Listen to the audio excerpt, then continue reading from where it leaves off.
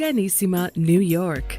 Your exotic skin, hair, and beauty source, and your one-stop shop for all your natural and organic skin and hair care, featuring authentic organic Moroccan oil and prickly pear seed oil and much more. Bringing you only the best, straight from the source and proudly produced in the USA. So what are you waiting for? Shop today at www.organissima.com. Organissima, New York. Your beauty is our duty. Organissima, New York.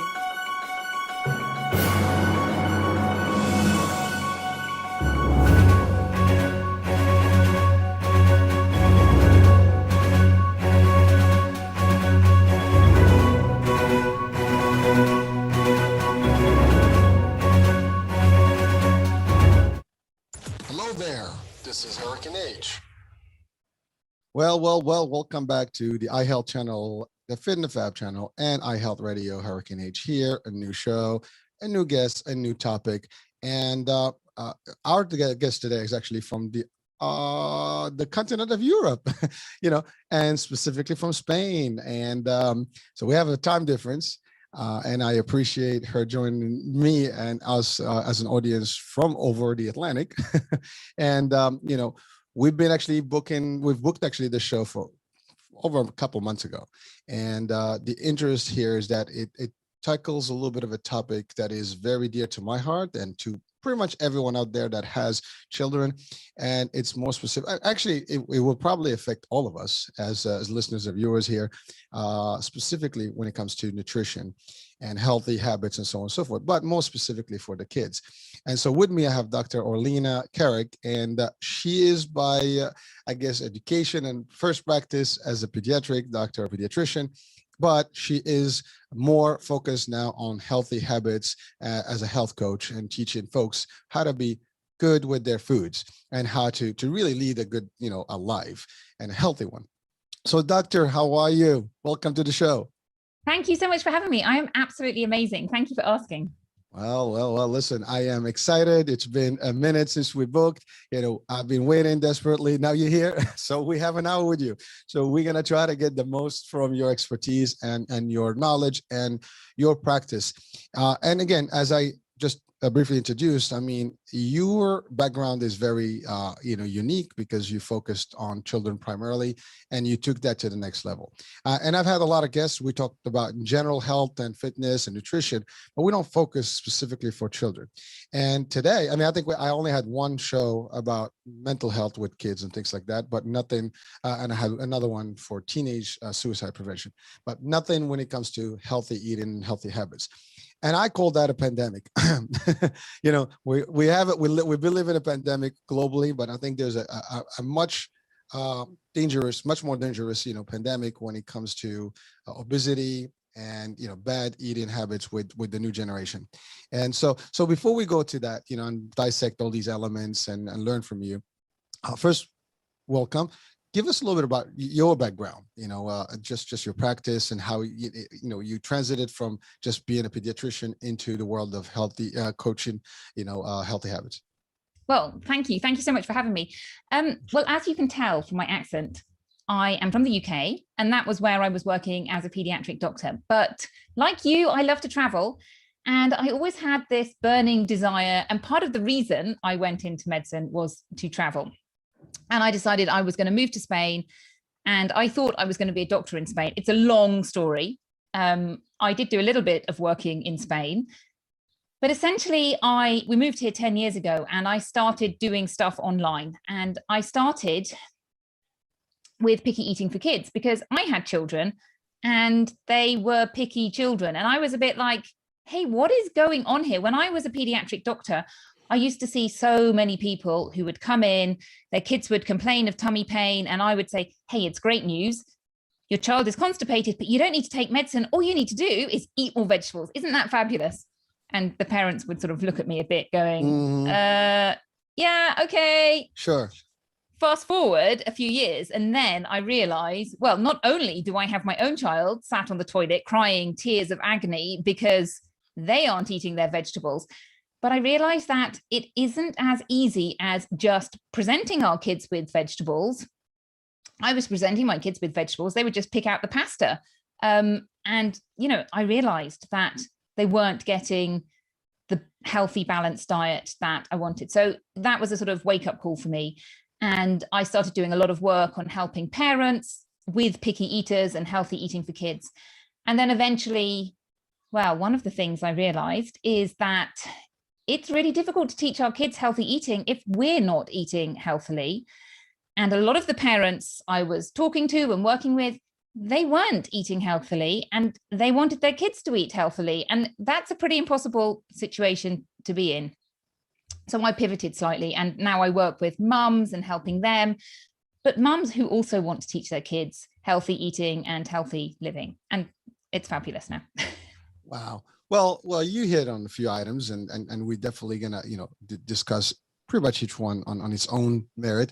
But so you're right. I mean, it is crazy that children, they somehow, I don't know how it turned, but I think over the last couple of decades, the food industry or the food, restaurant business, has flourished with, some like snacks and fast food and things like that.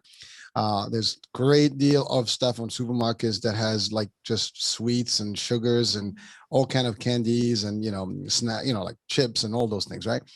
And while they taste great, because I mean, obviously it's a mixture of salt and sugar, and it's always good, right? And flavors. But it would not and never will replace real fruits and vegetables and things like that. Like I have this thing with my own kids, like I had mentioned earlier. I have 3 kids, and their health, their food, habits, just I can't handle it. I really can't. I already gave up. And I said I say that, but maybe I won't after this show because you'll help me out here. But certainly what I've noticed is that they, no matter what you put on the table.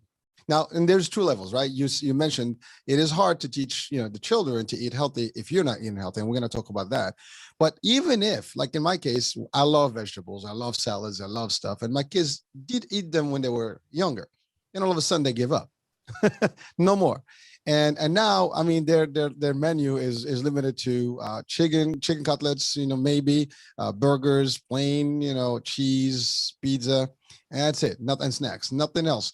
And no matter where we go, you can go to the fanciest restaurant, you can go to the healthiest restaurant, they'll still manage to get something with a fry and a burger and a bun, which is crazy, right? And I keep telling them, like, you're not getting any nutrition in your body. I mean, there's no vitamins or nothing. I mean, you're getting sugars and carbs.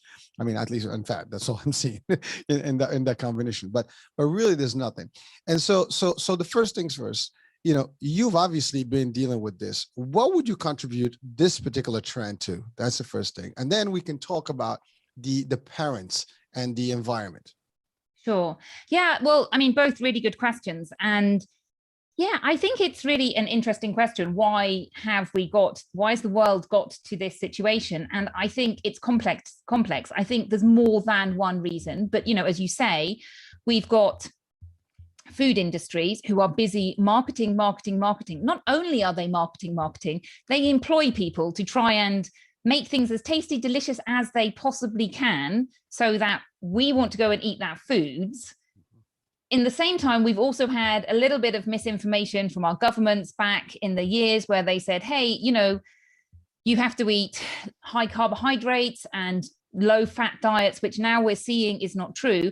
And on top of that, they were subsidizing the carbohydrates. So, if you go and look at perhaps buying some apples, they're more expensive than buying, well, what I would call biscuits, but you would call cookies. You can get a really cheap packet of cookies for like 30 cents, an entire packet. That's more expensive than cheaper than an apple, So there's so many things that are going on, but above all, I think it's all about habits.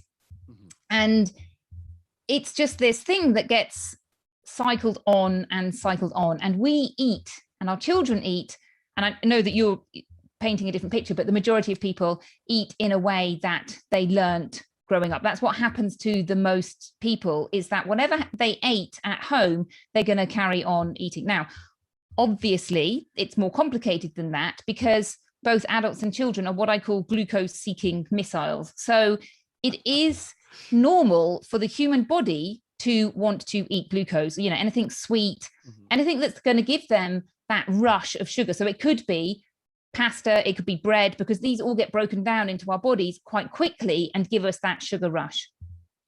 So that's normal.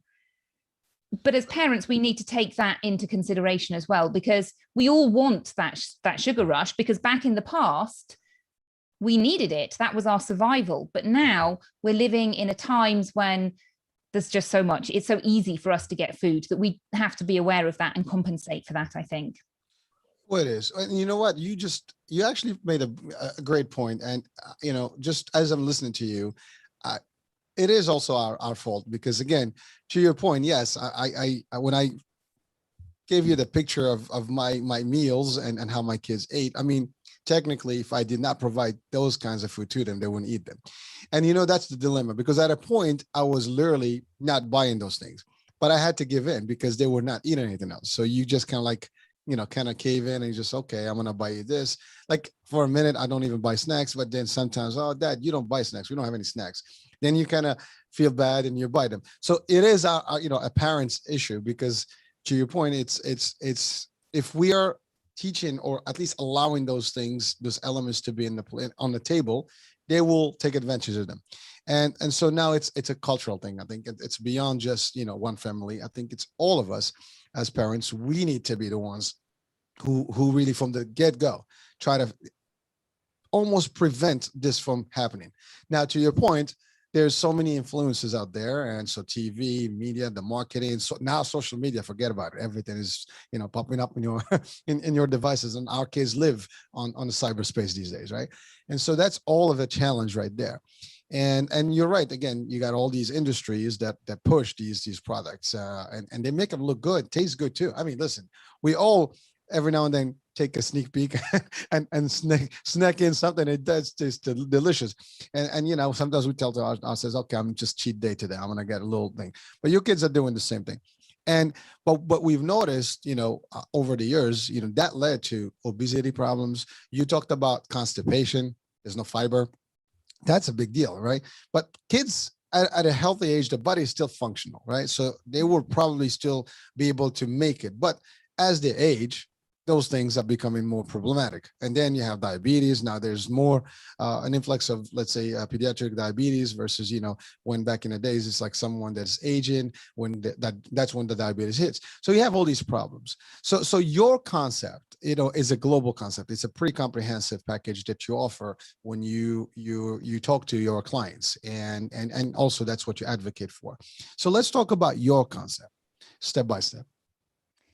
Well, before we talk about that, I do just want to say to you, sure, it is a really difficult position to be in. Like, I hear you saying, I could have done this differently, but it's almost like our kids hold us hostage and they're saying, thank you. I'm not going to eat anything. It's so difficult for us to manage that internally. So, don't beat yourself up about it. You're definitely not the only person who's done that. But again, it's about taking a step back and looking at it from this position of, hey, you know what? My kids aren't going to starve. I'm going to give them healthy foods and they can pick their healthy foods. So that's essentially what I'm teaching with families is it's not any one moment that you're feeding your children. It's the whole of everything. And you need to look at all the food that they are being given over a day, a week, a month. And yeah, essentially it's a bit of hard love to a lot of people, but a lot of people, their diet isn't as healthy as we like to think. And people say things like, oh, well, I eat some vegetables. And I'm like, yeah, you do, but you could eat more. And the more packaged foods we have, as you've hit on, the more we want those packaged foods. And if you compare the packaged foods in terms of sugar and salt, as you say, they've got so much sugar and salt in them that fruit and vegetables can't compete. So part of what I do is teach people, hey, do you know what? You can love healthy eating. It can be easy. It can be fun. It's all about vegetables. Easy and fun. Did I say that? Yeah. But yeah, and you can teach your kids this, and it can be a way of living that is easy for us as busy parents, because we're all busy. We don't have time to be cooking super amazing meals. We just want stuff that is easy, that our kids can enjoy, And when I say enjoy, I don't mean their favorite food every single day. I just mean food that is acceptable to them, that will nourish them and feed them. So yeah, it's, healthy eating, number one. The other things that I teach are healthy movement and exercise. Again, super important for both adults and kids. Sleep and emotional wellness. Another big one for kids. I don't know about your kids, but my kids, so many big emotions, so much screaming and upset about what feels to us as minor things. But again, how do we teach drama. Yeah, exactly. But how do we teach our kids emotional wellness? Again, by demonstrating it. That's how we teach them. And so we have to do all of this work on ourselves. We have to nail that healthy eating, start doing some exercise, sleep well, and really work on our emotional wellness so that we can teach our kids these things. I mean, it sounds easy. It sounds like that's the purpose.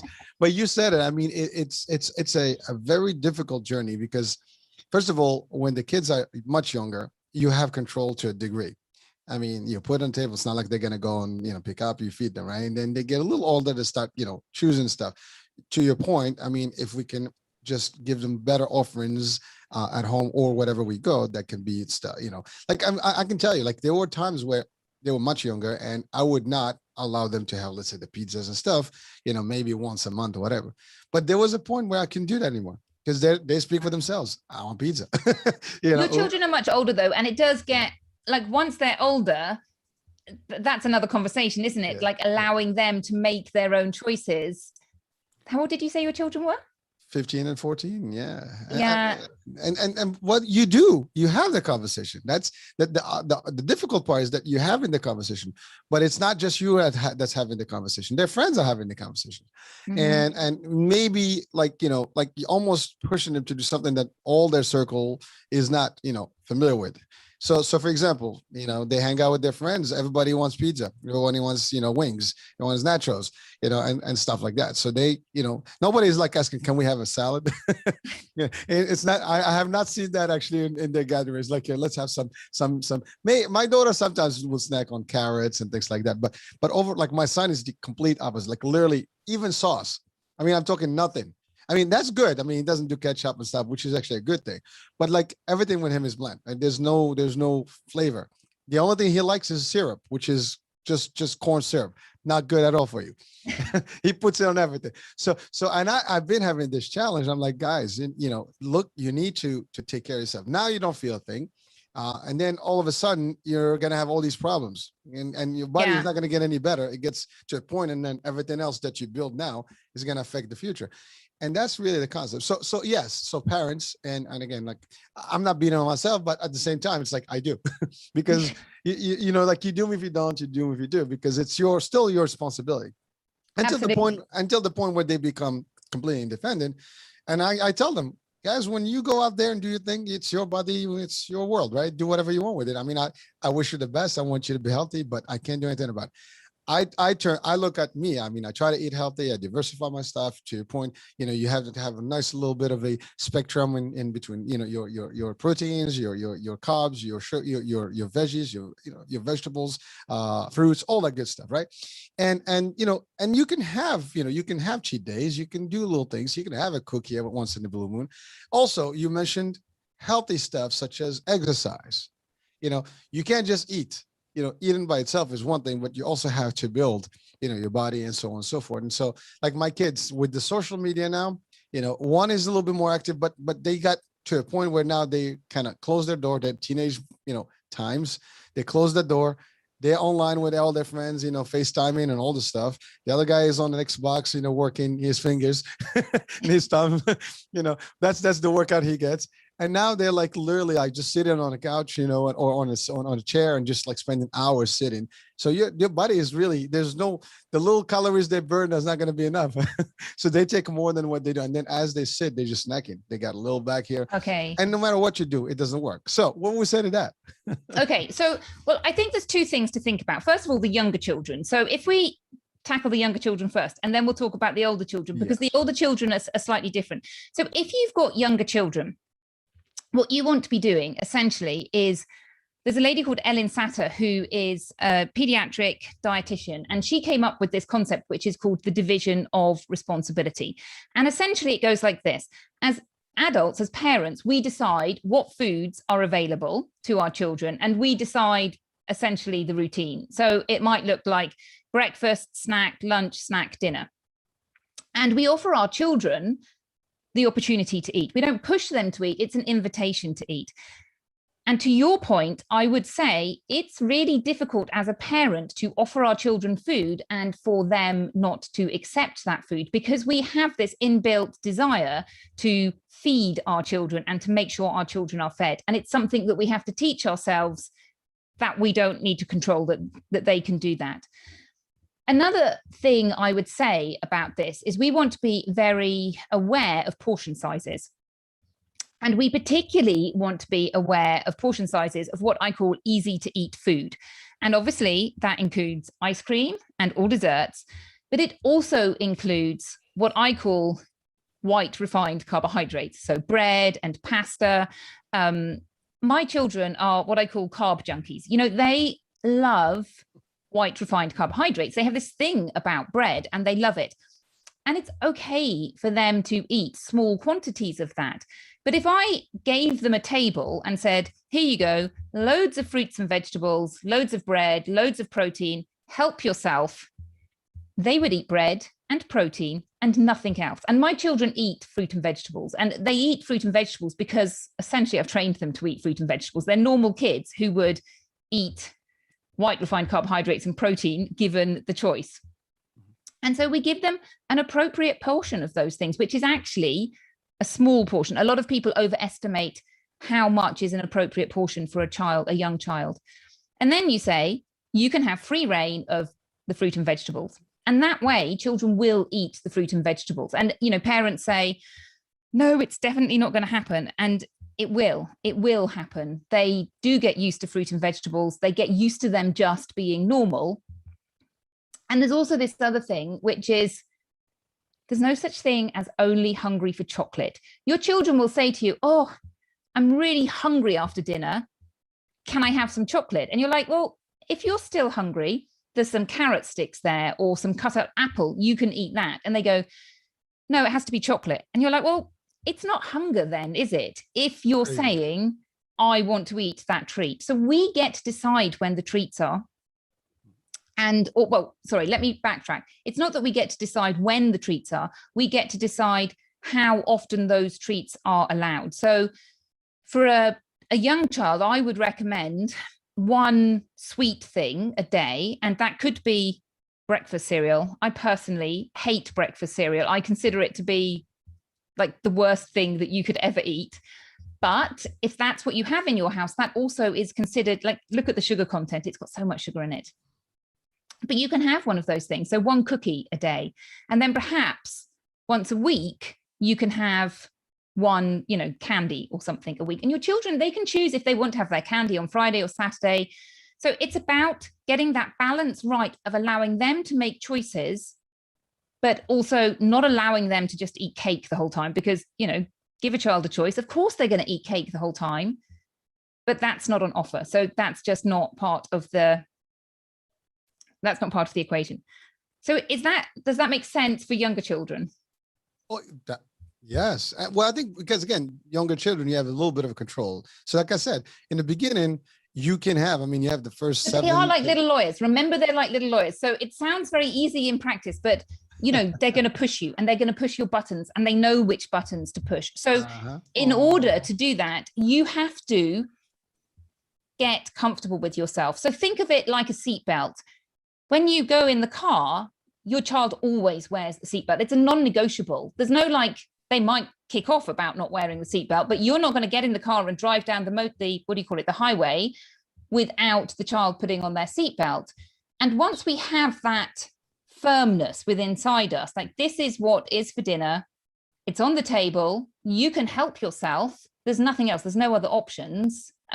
The other thing I would say is, if you've got picky children, make sure you include something that's acceptable. It's not about starving your children. It's about knowing that, hey, there's something that my child can eat if they're hungry. I've fulfilled my role, which is to offer you something acceptable to satisfy your hunger, which doesn't have to be cake, it doesn't have to be cookies, it doesn't have to be ice cream. We love these things, but the lesson is we eat them in moderation. Well, So it's about creating internal limits. Well, keyword moderation, and you've touched on a couple of items. First of all, I agree with you about the cereal business, and it's because it's funny because it's not there's nothing good in it. Yet, if you hear all the commercial, at least in the U.S., breakfast of the champions, and cereals, at the helm of that, right? And then they give you a little orange juice, which is all concentrated sugar rush, maybe a couple of fruits and bits and pieces of that, but typically that's what the commercials look like, right? But it's all sugar. The actual ingredients are all sugar plus sugar. So, yeah, exactly. So it's really carbon sugar. Exactly. Yeah, they throw in cinnamon and then it tastes good. That's all. But so that's one thing. But so I think there's an element that we need to highlight because you're an international pretty much doctor, and every country has different ways of dealing with the food business, right?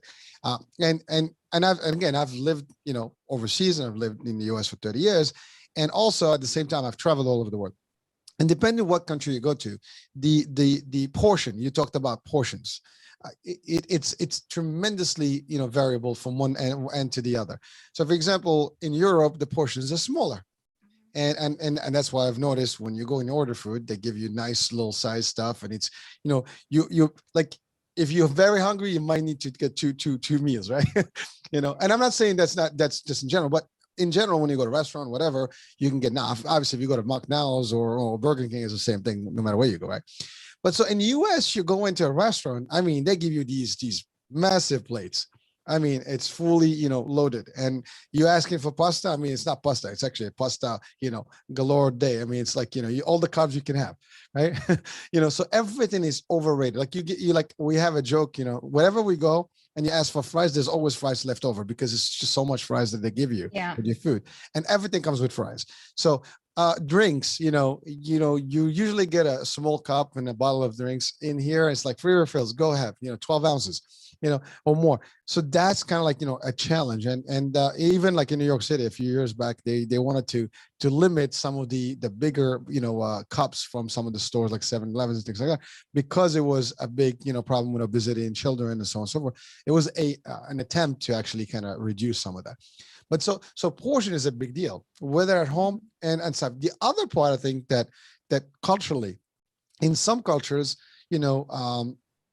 there is not enough because of financials, because of stuff. People don't spend money outside, so they'll eat home, and so home cooking is a lot more, healthier than anything else. Even if there's junk in there, it's still better junk, But when like in our culture here in the U.S., I mean, we tend to eat more outside, and whether you're working in school, you eat at school, right? They give you these little snackies and stuff. I mean, the food's not, but it's still kind of same concept, burger, pizza and stuff. So it's the same elements. You go outside to restaurants, you eat, at least 2-3 times a week outside. That's if you're, conservative. Some people eat takeout, all the time, and order in, food all the time, or they eat out all the time. So that's a problem. And most of this food is high sodium, high sugar. It's also fast food or fried stuff. So it's not good for you at all. Kids or no kids, it's affecting everyone.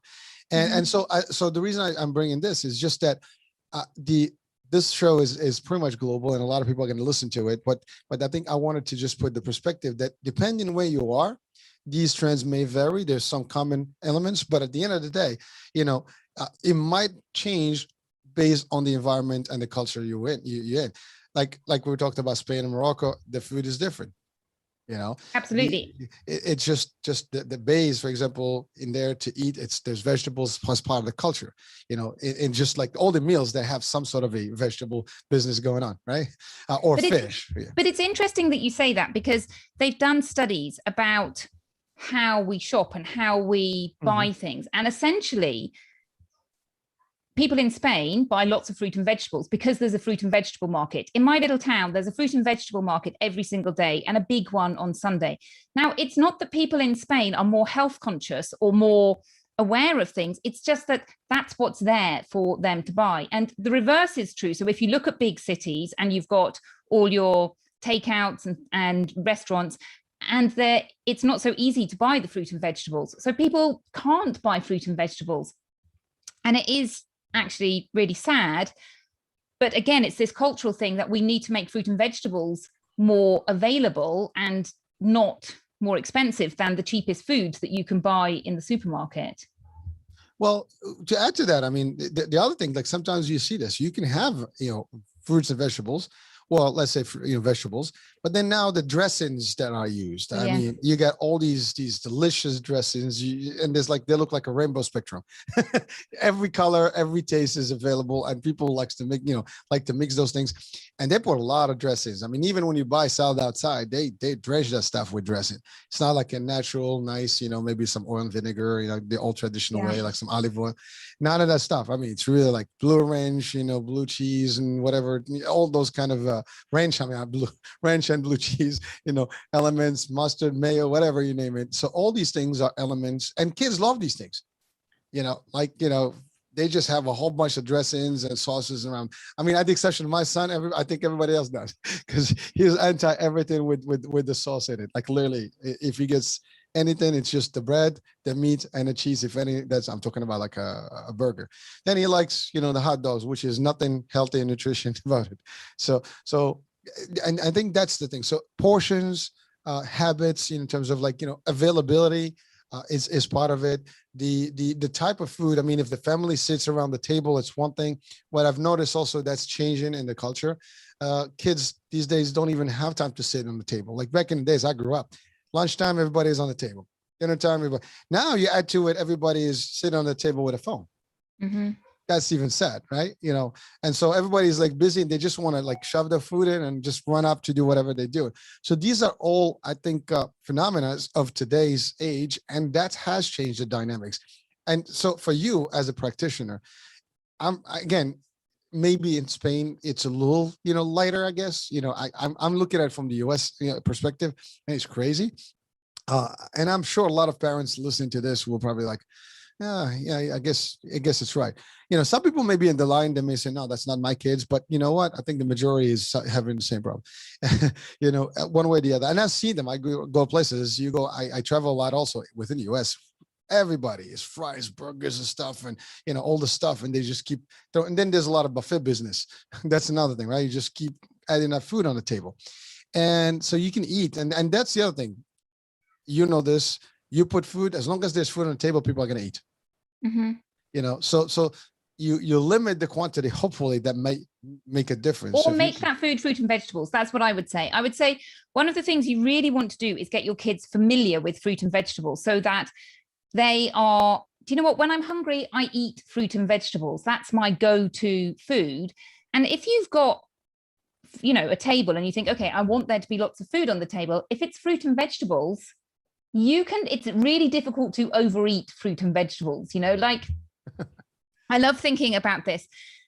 100 grams of cabbage has the same amount of calories in it as one. We have these things called hobnobs in the UK. I think they're a bit like a Graham's cracker. I'm not quite sure, but they're like a standard cookie. They're not very exciting.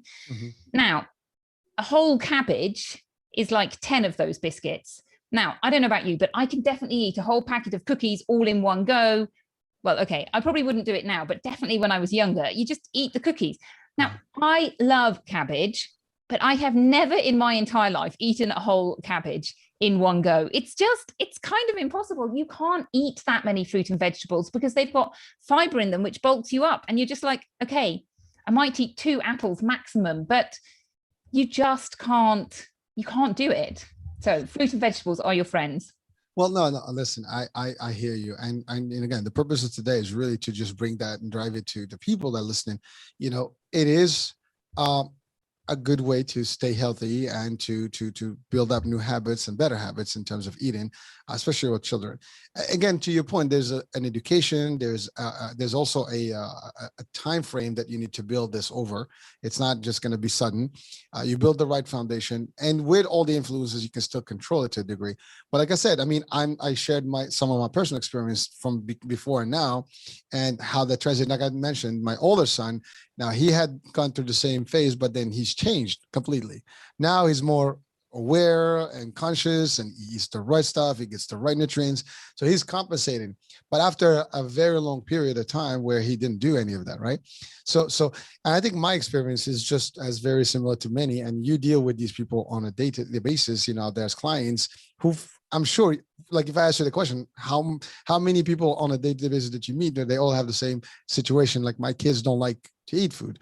And then I want to also touch, on one element, which is the nutrient, factor in each of those things. You talked about, constipation and fiber, and that's a big deal. People don't know what's a good fruit and vegetable to help you do that, right?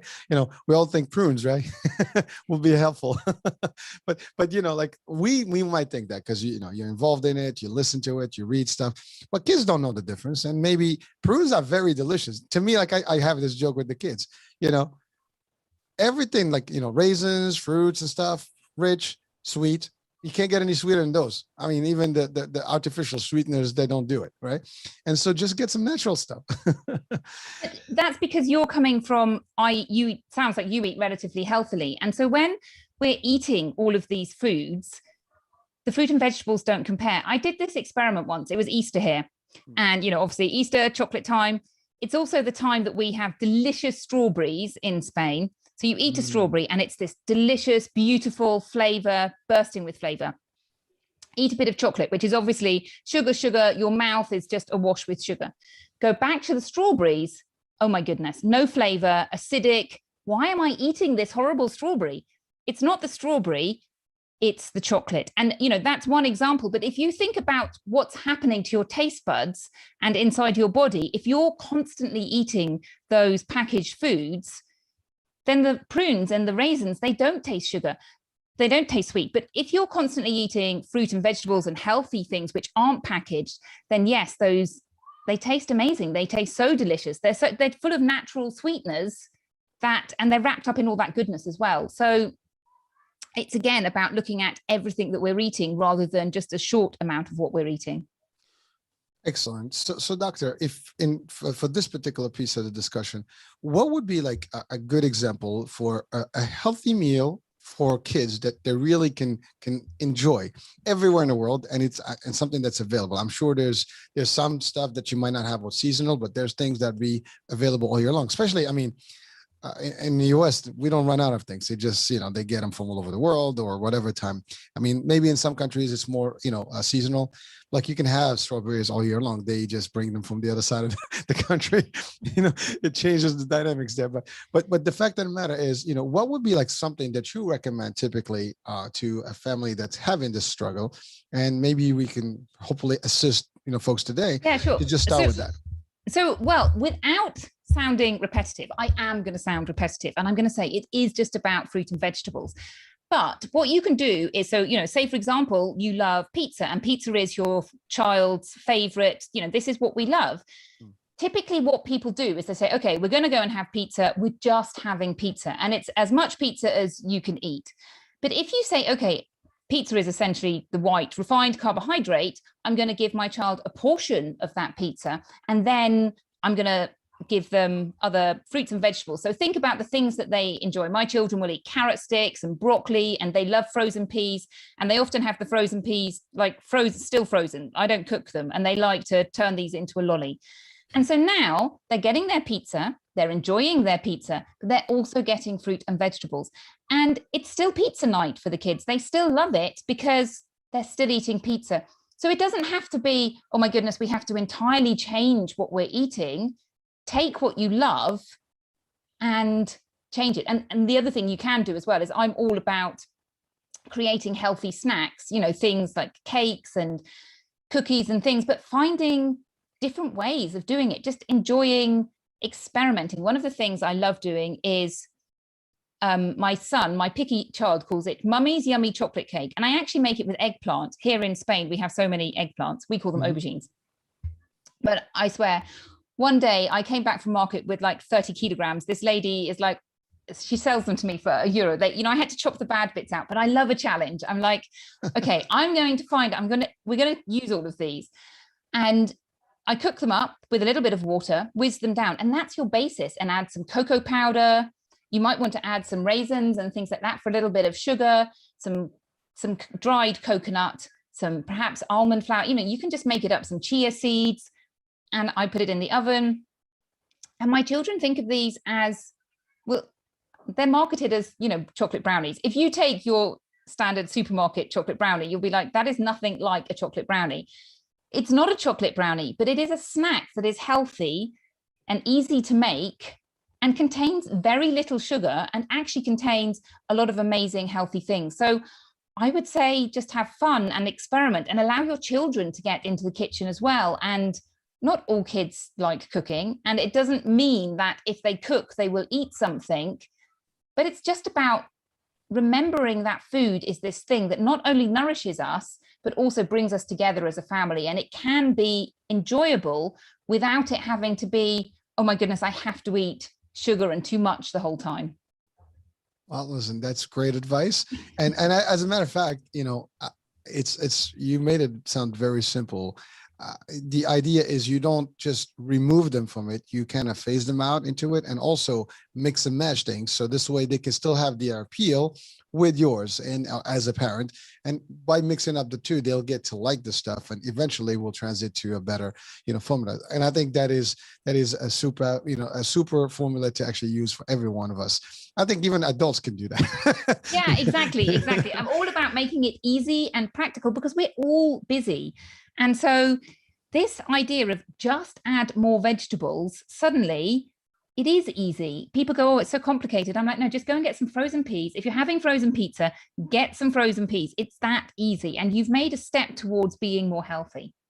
Well, one item you mentioned is about taste buds and how the brain also functions. I mean, if you get almost like acclimated to one type of sweets and, taste, your body is conditioned. So no matter, it's like, everything that you're going to eat after that will be like bitter, right? Because you get so much, sugar taste that the other stuff that's sweet is not going to be as sweet. And that's a problem. So you're right. Like, giving them the right, portions, the right, mixture, sharing with them the opportunity to actually be part of that decision. I think that's also good. And those are all great, pieces of advice that I think everyone listening and watching this episode would be able to benefit from. So that's the food and just the condition of the food and stuff. Now, in your pillars, we mentioned also something about sleep. And so now let's talk about that. I mean, our kids these days, I call them zombies. I'm sorry, my children, and again, I always refer to me because, they're the closest example I have. Now people say, well, those are your kids, that's not how we do it. That's okay. This is not about me, literally. This is just about bringing an example and then hopefully getting from it. But a lot of these children today are hooked on these games and things and online videos and so on and so forth. Now, everything is overseas now. I mean, when you're online, there's no real time frame. You can be playing in the US with somebody in Australia and that's a day apart, you know what I mean? So it doesn't matter. And so my kids will stay overnight, especially now in summertime, there's no school. And so all their habits are like, their sleep, patterns are different. And I call them zombies, like you're a vampire. I mean, you're living the night and you sleep during the day. What the hell? And so that is not a healthy opportunity. And so I've been trying to, weave them out through that. I mean, school days is a little different, but when summer hits is a problem. Now we are in the summer and, I'm not sure if that is a global pandemic as well, but the idea is sleep is important. So to your expertise, what would you say and what would be some of the recommendations? I mean, you can't really deprive them from that. I'll tell you what I do. I just take the Xbox away and that's it. You're sleeping at 11. Give me your controllers. But sometimes that doesn't always work because it backfires on you, right? Then now they're not happy and you can't get anything done. They sleep halfway because they can't sleep really. And in the morning, they're like sitting with you like this.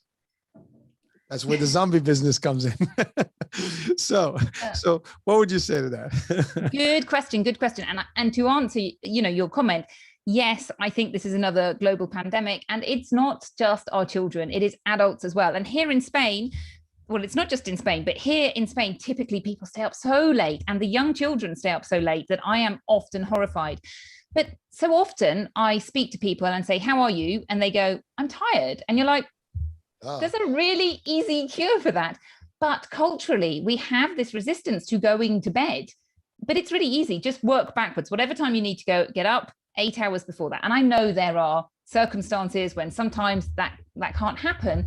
But we have this, oh, I'm going to stay up late, I'm going to watch television, I'm going to read a book, whatever it is.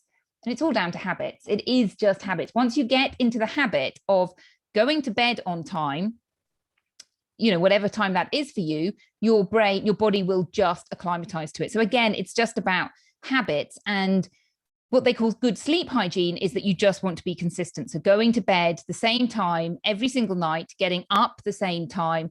And, there's more things you can do. So for example, don't have screens late at night. Make sure you get up in the morning and get some beautiful sunshine on you, which tells your body, hey, it's morning time. It's time to wake up now. But it's all about being consistent. And for our children, they need to do the same thing. So consistent bedtime, consistent getting up time. I know the summer holidays are a bit different, and teenagers as well are different. Your kids are that age now where you're getting to that stage where it's getting that balance right of still having some input, but also allowing them to learn life's lessons. That's the age where they're beginning to say, hey, I want to stay up late and I want to sleep late. And that's a sort of balancing act that we need to juggle. And I haven't quite got there yet with my kids. So you can tell me what it's like. It's tough, I can tell you.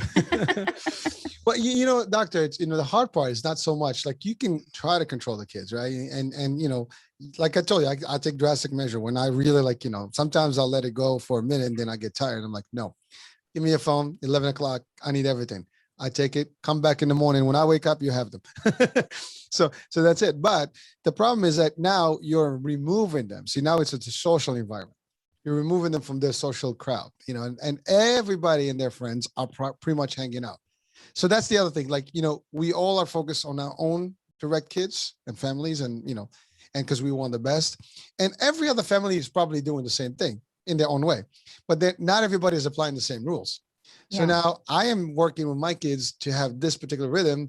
And then you have the other families that, that may not have that same rhythm.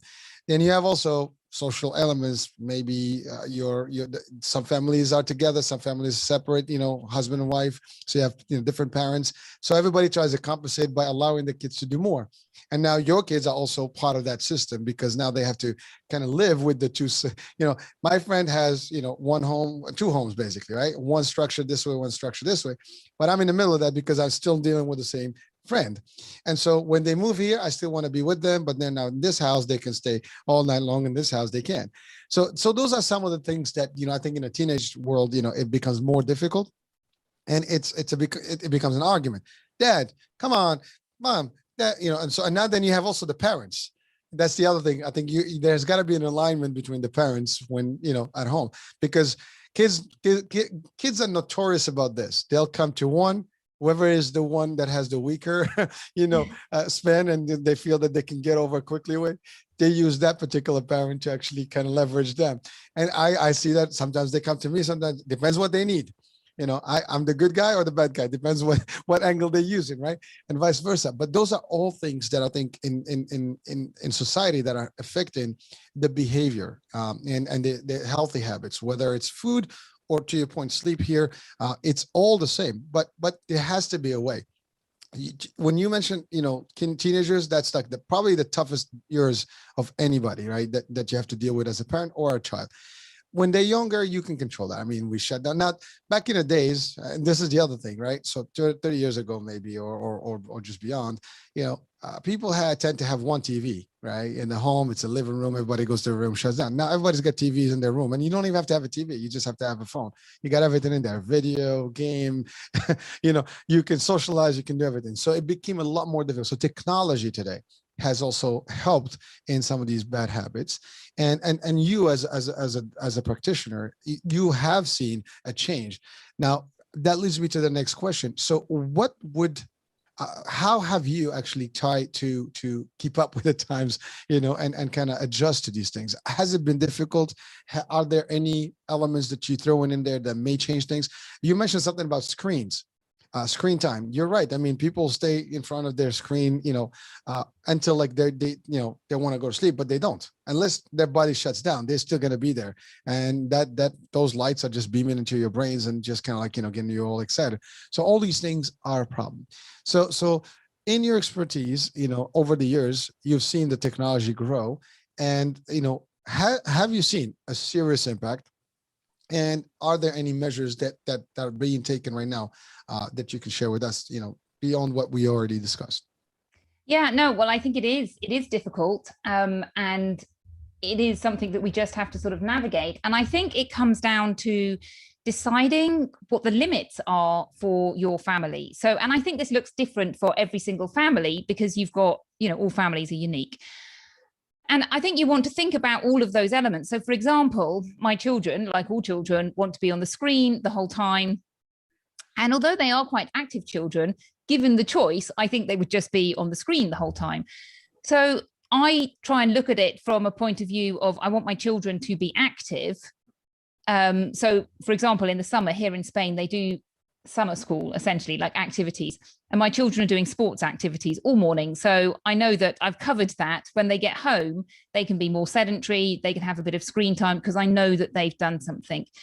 But if we have a long holiday and they're not doing any activities, then my rules are, okay, if you want to have screen time, you have to make sure you do something else. You have to move your body in some way as well. And one thing that I do think is very useful for all of us is to have a sports watch, which helps us monitor how much we're moving, because it's really easy to be really sedentary without realizing, but it's also really easy to move enough. It's just often we aren't aware of it. So, those watches, I'm showing you that I don't have one because mine is broken at the moment, but that they are just a really good way.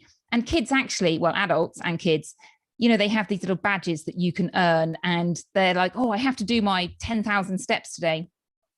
When my children have got them on, they'll sort of like get up halfway through a movie and do a little dance because they want their watch, it beeps at them and says, you have to do some movement.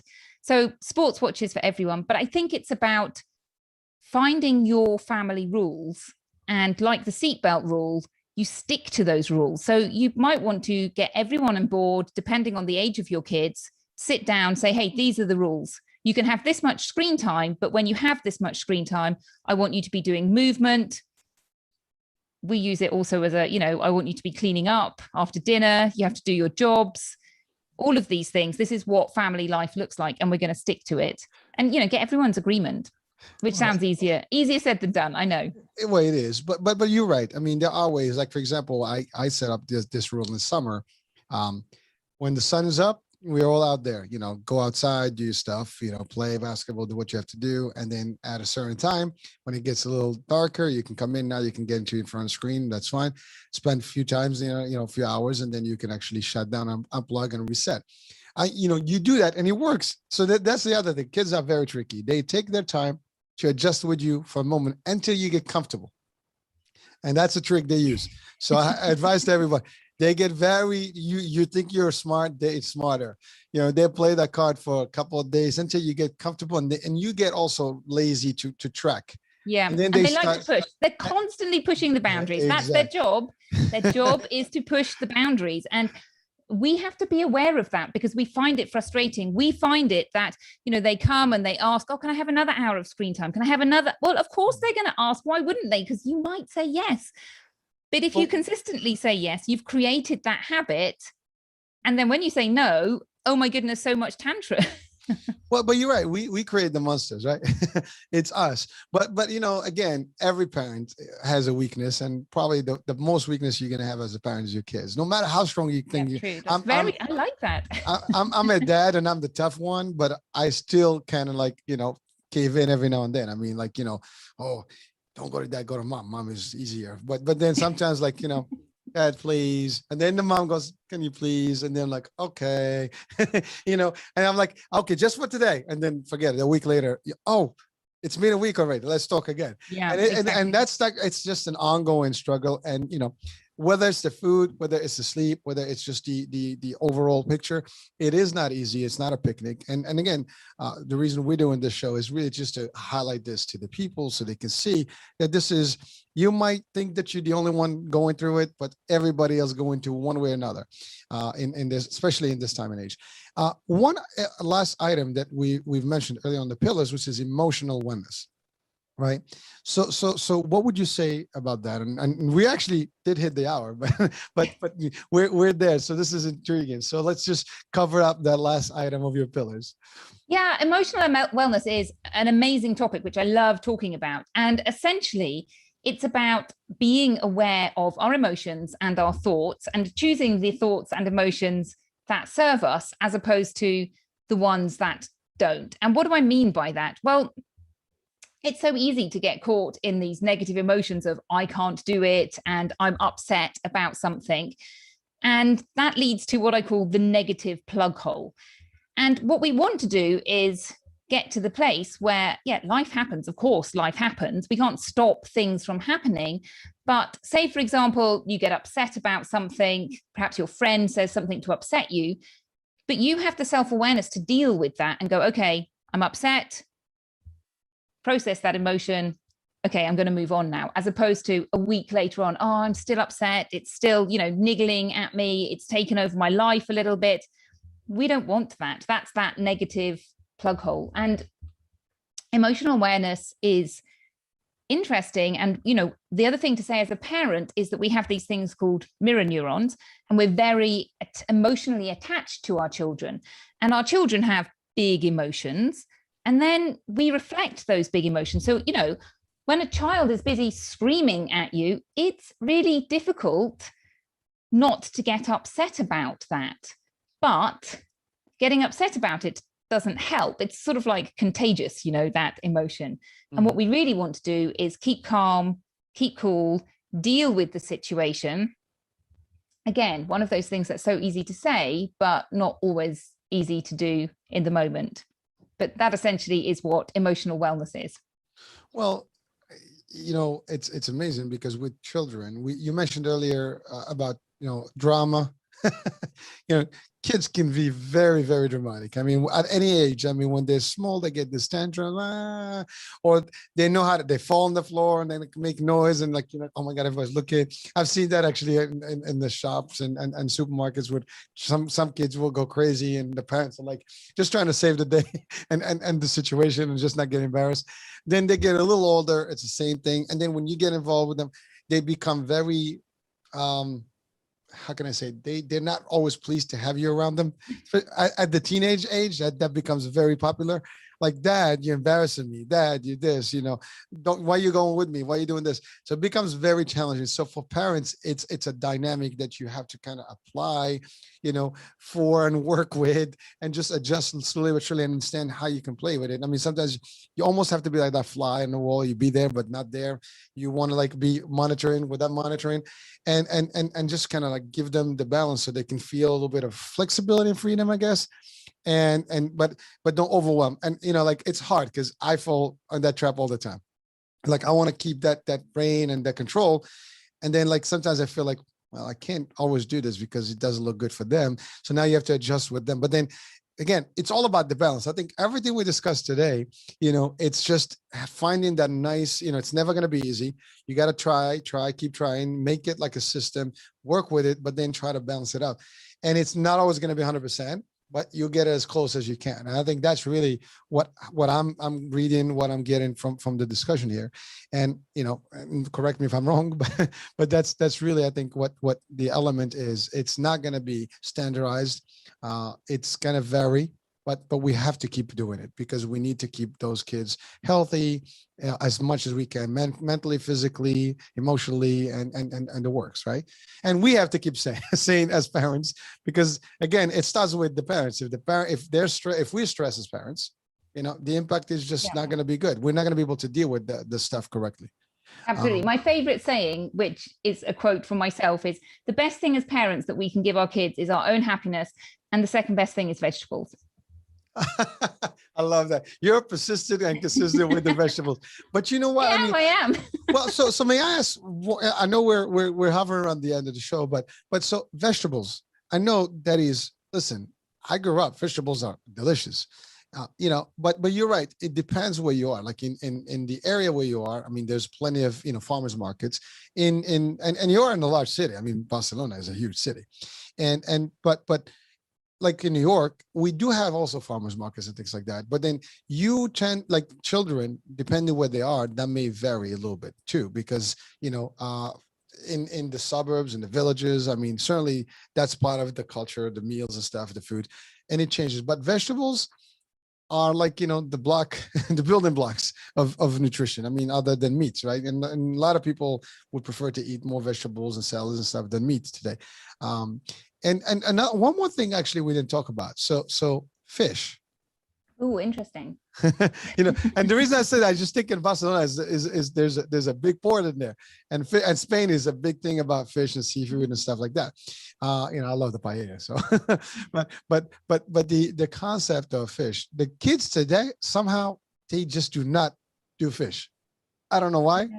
It's crazy. And here's a joke. So I used to actually buy fish nuggets.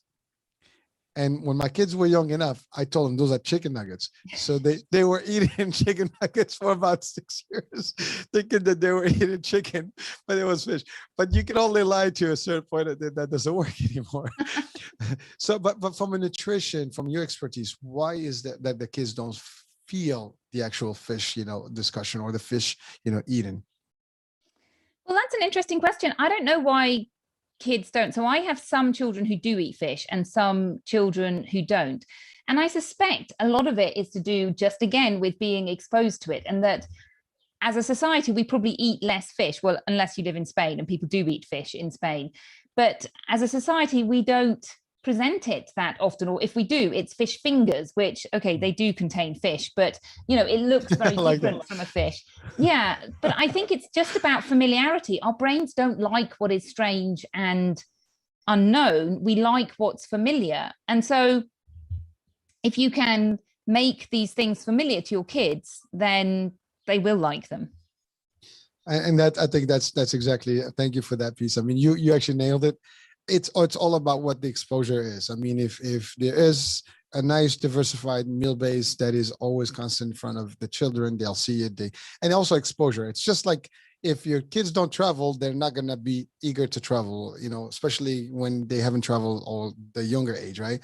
So it's everything. They start at a young, like everything else. You practice as a young person, that goes with you for the rest of your life. You don't practice something when you're younger, it's hard to actually capture it and pick it up when you're in old age. So I think that goes with food and all these habits. And it is what it is. I mean, I just hope that, people can always constantly look and search and listen to shows maybe and read about how to support their children to be healthier and have healthy habits. So, Doctor, it has been a tremendous hour. We've actually covered a lot of grounds, and I did a lot of talking too, but I just an engaging discussion here.